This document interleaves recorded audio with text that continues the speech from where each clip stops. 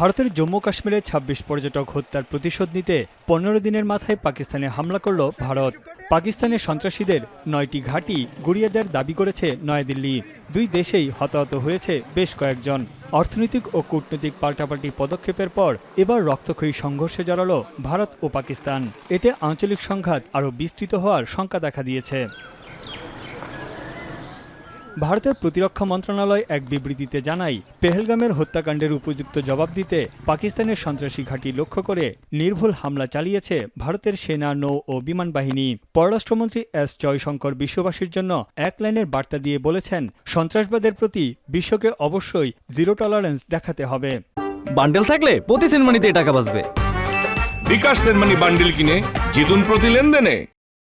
এদিকে অপারেশন সিন্দুরের প্রশংসা জানিয়ে কংগ্রেস নেতা রাহুল গান্ধী বলেন, ভারতীয় সশস্ত্র বাহিনীর জন্য তিনি গর্বিত। কংগ্রেস প্রধান মল্লিকার্জুন খাড়গে জানান, জাতীয় স্বার্থ সবার আগে। আরেক নেতা শশী থারুরের মতে, ভারত তার অবস্থান পরিষ্কার করেছে।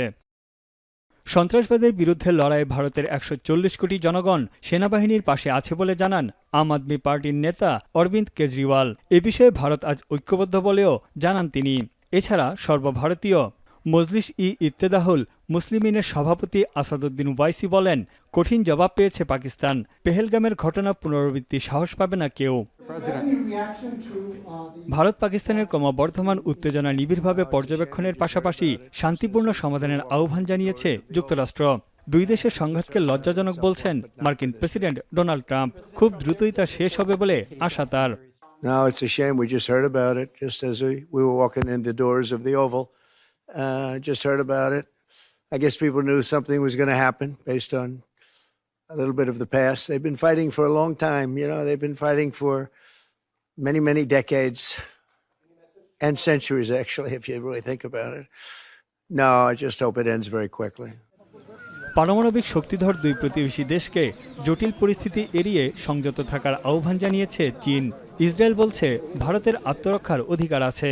অপারেশন সিন্দুর সন্ত্রাসীদের বিরুদ্ধে কড়া জবাব। অন্যদিকে সংযুক্ত আরব আমিরাতের উপপ্রধানমন্ত্রী জানান, দুই পক্ষের চলমান উত্তেজনা আঞ্চলিক ও আন্তর্জাতিক শান্তির জন্য হুমকি স্বরূপ। ভারত ও পাকিস্তানকে উত্তেজনা কমানোর আহ্বানও জানান তিনি। নয়াদিল্লি ও ইসলামাবাদের উত্তেজনা নিয়ে গভীর উদ্বেগ জানিয়েছে জাপান। পাল্টাপাল্টি পদক্ষেপে পূর্ণাঙ্গ সামরিক সংঘাতে পরিণত হতে পারে বলেও আশঙ্কা টোকিওর। 南アジアの平和と安定のため、インド、パキスタン双方が自制し、対話を通じて事態を安定化させることを強く求めます。এদিকে জাতিসংঘ মহাসচিব আন্তোনিও গুতেরেস উদ্বেগ জানিয়ে বলেন, দুই দেশকেই সামরিক ক্ষেত্রে সর্বোচ্চ সংযম প্রদর্শন করতে হবে। তার মতে, ভারত ও পাকিস্তানের মধ্যে সামরিক সংঘাত বিশ্ব বহন করতে পারবে না। তানভীর জানি, এখন বিশ্ব।